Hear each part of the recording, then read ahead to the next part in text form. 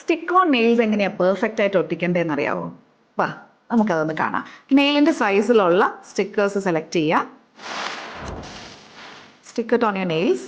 കറക്റ്റായിട്ട് ഞാനിങ്ങനെ പേപ്പർ ഉള്ളത് കാണിക്കുന്നത് എന്തിനാന്ന് വെച്ച് കഴിഞ്ഞാൽ പേപ്പർ ഉള്ളത് കാണുമ്പോൾ നിങ്ങൾക്ക് മനസ്സിലാവും എത്ര കറക്റ്റായിട്ടാണ് അതിൻ്റെ നെയിലിൽ സ്റ്റിക്ക് ചെയ്തിട്ടുള്ളതെന്ന്. ഓരോ ഫിംഗറിൻ്റെയും ഓരോ നെയിലിൻ്റെയും സൈസിലുള്ള സ്റ്റിക്കേഴ്സ് നമ്മൾ സ്റ്റിക്ക് ചെയ്യുക. കറക്റ്റ് 2 എഡ്ജ് വരെയും കവർ ചെയ്യുന്ന രീതിയിൽ അത് സ്റ്റിക്ക് ചെയ്യുക.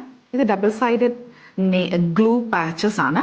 ഇനി ഇതിൻ്റെ ഈ പേപ്പർ കെയർഫുള്ളി പീൽ ഓഫ് ചെയ്യുക. ഇപ്പോൾ പീൽ ചെയ്ത് വരുമ്പോൾ സ്റ്റിക്കർ നമ്മുടെ നെയിലിൽ നിന്ന് പറഞ്ഞു പോകാതിരിക്കാനായിട്ട് ശ്രദ്ധിക്കണം. ഓപ്പൺ ചെയ്ത് കഴിഞ്ഞാൽ നമ്മൾ സെലക്ട് ചെയ്ത് വെച്ചിരിക്കുന്ന നെയിൽ എടുത്തിട്ട് ഇത് വെക്കുമ്പോൾ ഒരു കാര്യം ശ്രദ്ധിക്കേണ്ടത്, നമ്മുടെ ക്യൂട്ടിക്കലിനകത്തോട്ട് കുറച്ചൊന്ന് പ്രസ് ചെയ്ത് കൊടുക്കുക. അപ്പോഴാണ് വളരെ നാച്ചുറൽ ആയിട്ടത് സ്റ്റിക്ക് ചെയ്യുന്നത്. അതല്ലാന്നുണ്ടെങ്കിൽ ഇവിടെ ഒരു ചെറിയ ഗ്യാപ്പ് വരും. അപ്പോൾ അതിനകത്തൂടെ വെള്ളമൊക്കെ കയറിയിട്ട് അത് ഇളകി പോരാൻ സാധ്യതയുണ്ട്. That's it. ഇങ്ങനെ നമ്മൾ 5 വിരലിലും ഇതിങ്ങനെ സ്റ്റിക്ക് ചെയ്താൽ മതി. അപ്പോൾ നമ്മുടെ നെയിലെല്ലാം സ്റ്റിക്ക് ചെയ്ത് കഴിഞ്ഞു. കാണാൻ നല്ല ഭംഗിയില്ലേ? ഇതിൻ്റെ ഒരു ഡീറ്റെയിൽഡ് വീഡിയോ, നെയിൽസ് എങ്ങനെയാണ് സെലക്ട് ചെയ്യേണ്ടത്, ഗ്ലൂ എങ്ങനെയാണ് സെലക്ട് ചെയ്യേണ്ടത്, ഇതിൻ്റെ ഒരു ഡീറ്റെയിൽഡ് വീഡിയോ ഞാൻ എൻ്റെ യൂട്യൂബ് ചാനലിൽ ഇട്ടിട്ടുണ്ട്. Please do go and watch it.